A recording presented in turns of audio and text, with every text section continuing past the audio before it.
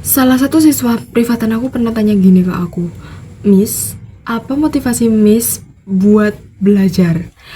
Apakah Miss pingin masuk PTN impian? Apakah Miss pingin masuk kampus impian? Apakah Miss pingin dapat nilai bagus? Apakah Miss? Waktu ditanya itu, jujur aku nge-freeze. Karena aku juga nggak ngerti apa motivasi aku buat belajar. Karena menurut aku ya, in my opinion, belajar itu kayak makan gitu. Kayak kita itu makan itu kan karena kita butuh. Kalau kita nggak makan, opportunity kita buat meninggal itu jauh lebih gede gitu. Karena makan ini kebutuhan, jadi kita tuh nggak perlu motivasi buat makan. Kita nggak perlu motivasi buat belajar gitu. Makanya aku ngelakuin belajar gitu. Sorry. Makanya Miss belajar gitu, karena Miss menganggap bahwasanya belajar itu kebutuhan. Mau Miss termotivasi ataupun Miss nggak termotivasi pun Miss tetap belajar, karena Miss merasa Miss itu butuh belajar.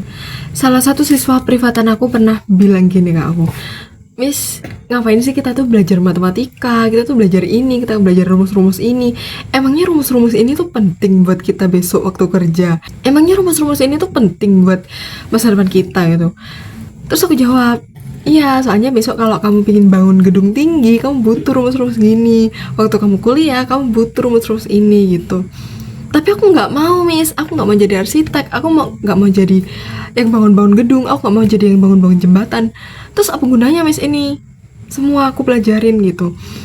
Kayak bahasa Jawa itu juga apa gunanya, Miss? Terus akhirnya aku ceritain kan. Miss punya temannya Miss itu dia kuliahnya ambil sastra Jawa dan dia sekarang itu kerjanya jadi tour guide, jadi kayak pemandu wisata gitu. Dan dia tahu, dia pinter banget, dia tuh tahu sejarah dari A sampai Z, sejarah kuno gitu, klasik, sama tahu budaya-budaya tentang Jawa tuh dia tahu semuanya. Dan akhirnya dia tuh bisa enjoy ketika dia kerja dan dia bisa make money di situ.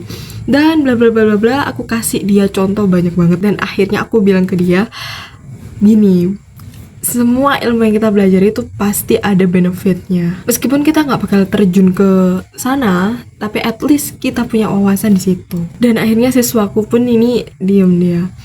Aku nggak ngejudge siswaku ini karena dia tanya-tanya hal seperti itu. Aku nggak ngejudge dia karena menurut aku itu bagus. Itu artinya dia punya pemikiran kritis dan dia adalah tipe orang yang nggak mau invest waktu dan tenaga dia buat hal-hal yang dia nggak perlu gitu. Itu bagus menurut aku.